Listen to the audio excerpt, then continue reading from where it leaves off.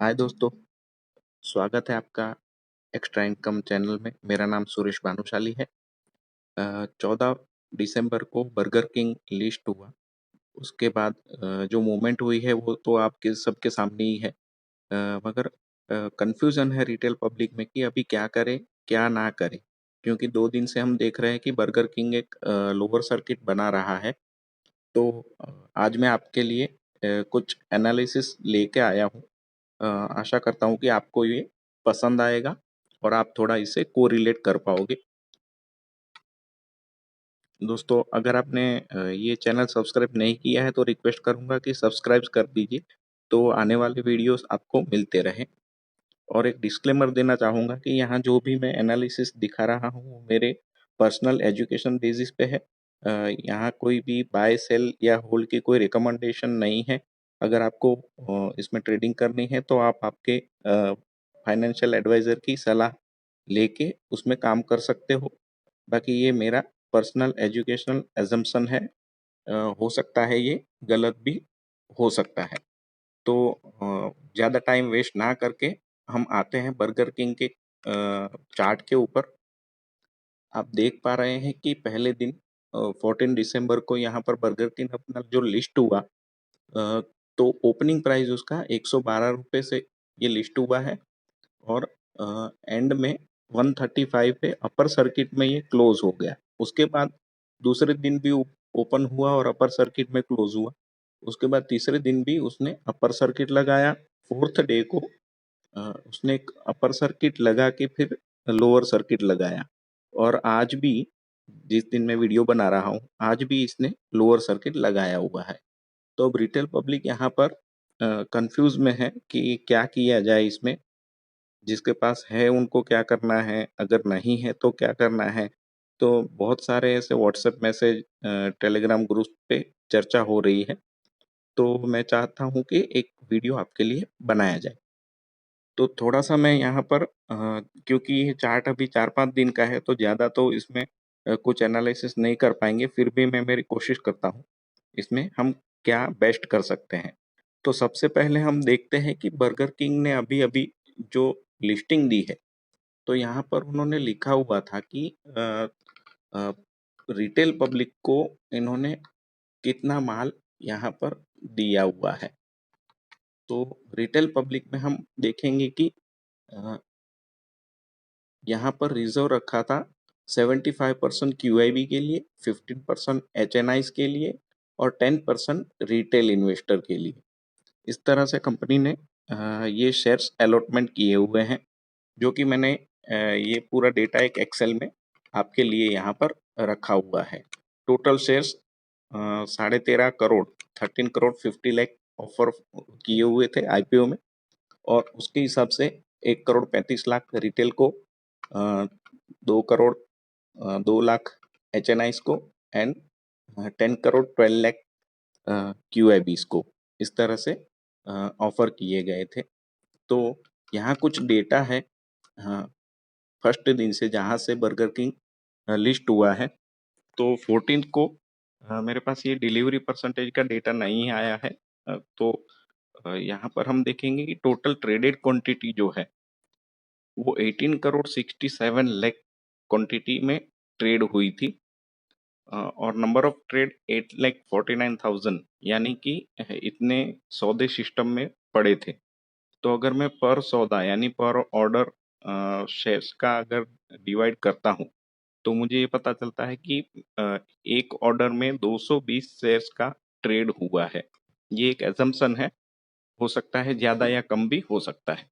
But मैं पहले दिन ऐसा मान के चलता हूँ कि 13.5 करोड़ टोटल शेयर्स अलॉटमेंट के सामने 18.5 करोड़ का ट्रेडिंग हुआ है। मीन्स रिटेल का जो पोर्शन है वो तो 1 करोड़ 35 लाख का है। उसके बाद बाकी के भी जो भी शेयर्स हैं, हो सकता है इसमें रिटेल ने बहुत टाइम काम किया हो तो ये भी बढ़ सकता है।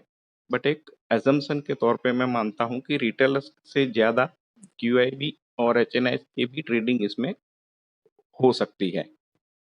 दूसरे दिन यहाँ पर मेरे पास डिलीवरी परसेंटेज का डेटा नहीं है तो हम पता नहीं लगा पाते हैं कि कितना डिलीवरी उठाया गया था। दूसरे दिन 6 करोड़ का यहाँ पर टोटल ट्रेड हुए हैं। उसमें से डिलीवरी क्वांटिटी 1.5 करोड़ जितनी डिलीवरी क्वांटिटी बनी है, यानी 26% उसमें डिलीवरी क्वांटिटी दी गई है, यानी इतनी 1,56,00,000 के जो शेयर्स है उतने रिटेल पब्लिक या क्यूआईबी या एचएनआईज ने डिलीवरी उठाई हुई है। दूसरे दिन 63 लाख की उठाई हुई है, तीसरे दिन 1,10,00,000 और आज के दिन में 32 लाख।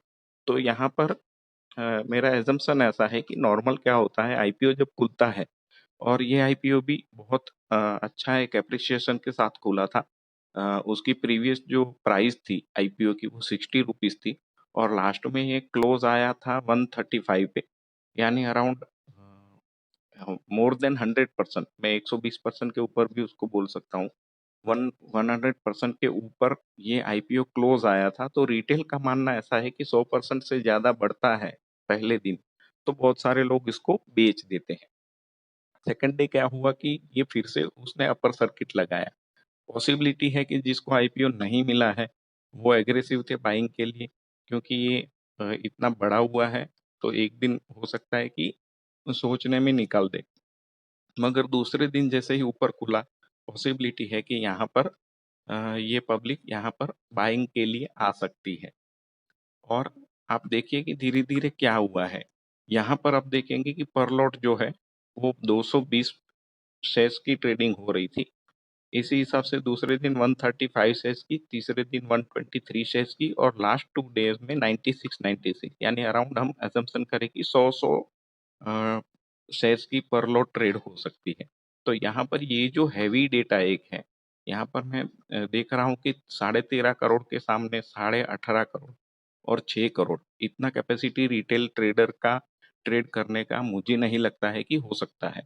तो यहाँ पर टोटली जो H N I Q I B और रिटेल जो भी है सब सारे के सारे एक्टिव थे। और पॉसिबल है कि यहाँ रिटेल के उसमें डिलीवरी दी गई हो या कम दी गई हो, वापस भी इंट्राडे करके भी निकल गए होंगे। मगर यहाँ पर जो है वो क्या हो सकता है कि जो लॉट का जो ट्रेड है वो कम हुआ है, यानी कि 100 तो रिटेल पब्लिक खरीदते हैं। और यहाँ पर हो सकता है कि जो डिलीवरी परसेंटेज है यहाँ पर जो शेयर्स लोअर सर्किट लगा रहा है, तो एक रिटेलर ही ऐसे हैं कि जो गिरते हुए शेयर्स को जल्दी बेचते नहीं है, वेट एंड वॉच की उसमें आ जाते हैं। तो यहाँ पर आप देख पाएंगे कि डिलीवरी परसेंटेज जो है वो 54 और 61% के आसपास आ चुका है। तो यहाँ पर 100 के लॉट के ऊपर काम हुए हैं और 50-60% तो मैं यहाँ पर ऐसा एजम्पशन करता चलता हूँ कि ये रिटेलर्स को डिलीवरी दी गई है। यानी ऐसा कोई थंब रूल नहीं है, ये सिर्फ मेरा एजम्पशन है। मैं जितने सालों से इसमें एक एजम्पशन कर रहा हूँ उसके हिसाब से। तो आप यहाँ पर समझ पा रहे होंगे कि रिटेलर्स को कैसे माल दिया जाता है या कैसे उनसे लिया जाता है। तो ये एक हो गई डेटा की बात। यहाँ पर मैं देख रहा हूँ कि अगर हम डिलीवरी क्वांटिटी का भी अगर हम यहाँ पर फर्स्ट डे का अगर छोड़ देते हैं डेटा, तो 3.5 करोड़ शेयर्स का काम हुआ है अब तक डिलीवरी में। पॉसिबल है कि यहाँ से जिसने लिया वो दूसरे दिन बेच भी सकता है। मगर मैं ये डेटा देख रहा हूँ कि 1,35 लाख शेयर्स के सामने 3,60 लाख के ऊपर का काम हो चुका है, यानी मोर देन डबल। तो पॉसिबल है कि 10% के सामने अब हो सकता है ऐसा कि 20%, 25% भी रिटेल को ये माल दिया गया हो। अभी बात आती है कि शेयर्स का रेट का क्या हो सकता है। तो ये भी एक एजम्पशन हम लगाते हैं। चार्ट के ऊपर फिर से मैं आपको यहाँ पर दिखा रहा हूँ कि हम देखते हैं कि जहाँ से ये आईपीओ जब आता है तो वहां पर हम लोग उसको कुछ रेफरेंस प्राइस करके लेते हैं। तो रेफरेंस प्राइस का ऐसा होता है कि जो एक ओपनिंग प्राइस है, जैसे कि ये 108 रुपये पे ओपन हुआ था, ये एक ओपनिंग प्राइस है। और जो हाई प्राइस है ये 135 का जो हाई प्राइस है ये, और ओपनिंग प्राइस जो है आईपीओ का वो 108 रुपये का था, सॉरी 112 का था। लो उसने 108 का बनाया। तो ये जो ओपनिंग प्राइस है और क्लोज प्राइस है, ये दोनों एक रेफरेंस पॉइंट हम मान सकते हैं शेयर्स की जो मूवमेंट है उसके लिए। और यहाँ से जो ऊपर गया है, तो हम एक यहाँ पर फिबोनाची का टूल बना के एज्यूम करते हैं कि ये कौन से लेवल पे अभी ट्रेड हो रहा है। तो हम देख पाएंगे कि यहाँ पर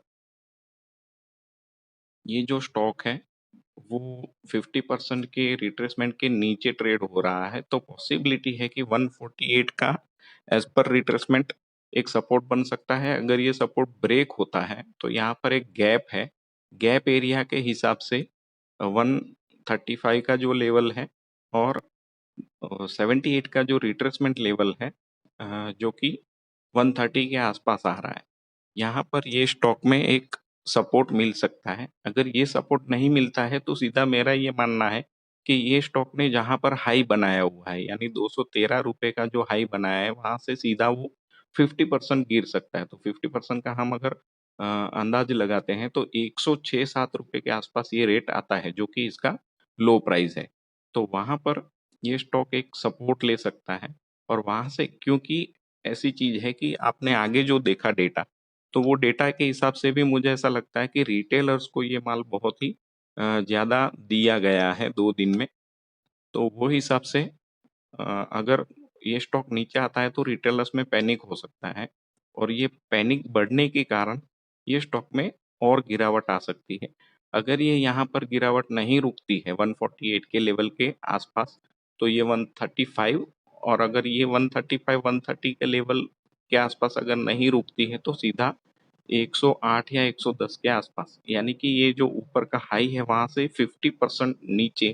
क्योंकि अगर ये स्टॉक 50% गिरेगा तो अब उसको वही रेट पे आने के लिए 100% बढ़ना पड़ेगा। तो वो तो हम बाद में देखेंगे, मगर 50% जब गिरेगा और वहां से 50% अब जब ऊपर आता है तो 148 का ये जो लेवल है फिर से ये अचीव कर सकता है। इस तरह से ये स्टॉक के अंदर एक मूवमेंट देखने को मिल सकती है। आप यहाँ पर भी देख रहे हो कि अब ऊपर के रेट से देखिए वॉल्यूम बहुत ही कम हो रहा है। तो यहाँ पर माल जल्दी से दिया नहीं जा रहा है, मीन्स रिटेलर पब्लिक ही एक ऐसी है कि जो होपिंग करके चलती है। तो ये होप ही है कि ये स्टॉक वापस आएगा, ये करके रिटेल पब्लिक होप में आती है और माल नहीं देती है। तो पॉसिबिलिटी है कि और भी एक दो यहाँ पर थोड़े से गिरावट देखने को मिले, जिससे यहाँ पर डर के मारे कोई निकल जाए, या फिर यहाँ पर कोई एक अच्छा खासा सपोर्ट ले ले स्टॉक। तो पॉसिबिलिटी है मेरा खुद का, मैं इसमें, मुझे भी आईपीओ नहीं लगा था, मैंने अप्लाई किया था मगर नहीं लगा। तो वो हिसाब से मैं भी एक इसमें बाइंग की अपॉर्चुनिटी ढूंढ रहा हूँ। मुझे ऐसा लग रहा है कि मैं वेट करूंगा, क्योंकि जब तक ये लोअर सर्किट या नीचे आ रहा है तब तक उसको आने दूंगा। अगर यहाँ पर सपोर्ट लेता है 1-2 दिन के लिए 148 के आसपास, और वहाँ पर कोई ग्रीन कैंडल बनाता है तो मैं इसमें सोचूंगा ट्रेडिंग के लिए। और अगर ये लेवल टूटता है तो मैं फिर वेट करूंगा 138 130 के आसपास। अगर ये लेवल भी सस्टेन नहीं होता है तो मेरा फिर नेक्स्ट लेवल बाइंग का हो सकता है 108 से 12 के बीच में। तो वहां पर मैं ट्रेड ले सकता हूँ, मगर ये अभी हम एजम्पशन कर रहे हैं, पॉसिबिलिटी कुछ भी हो सकती है, मेरा सिर्फ मानना है। तो 148, 130 और 108, ये 3 लेवल इसमें देखने को हमें मिल सकते हैं, और ये लेवल सपोर्ट लेवल बन सकते हैं। तो आशा करता हूँ कि ये वीडियो आपको पसंद आया होगा। अगर ये वीडियो पसंद आया है तो इसको लाइक, शेयर और सब्सक्राइब जरूर करिएगा। बेल नोटिफिकेशन को प्रेस कीजिएगा तो आपको मेरे आने वाले वीडियोस मिलते रहें। और आपको कोई दूसरे शेयर्स में अगर ऐसी कोई कंफ्यूजन है तो आप इसमें नीचे डिस्क्रिप्शन में लिख सकते हैं, जिससे मुझे पता चले कि ज़्यादा जो भी रिव्यूज आएंगे जो स्टॉक के ऊपर, हम उसमें कुछ एनालिसिस करके मैं आपके सामने लाने की कोशिश करूंगा। डिस्क्लेमर फिर से दूंगा कि ये जो भी हमने बातें की है वो सिर्फ एक एजुकेशनल स्टडी पर्पस है। मेरी यहाँ पर कोई भी बाय सेल की कोई रिकमेंडेशन नहीं है। तो आशा करता हूँ फ्रेंड आपको ये वीडियो पसंद आया होगा। Thank you.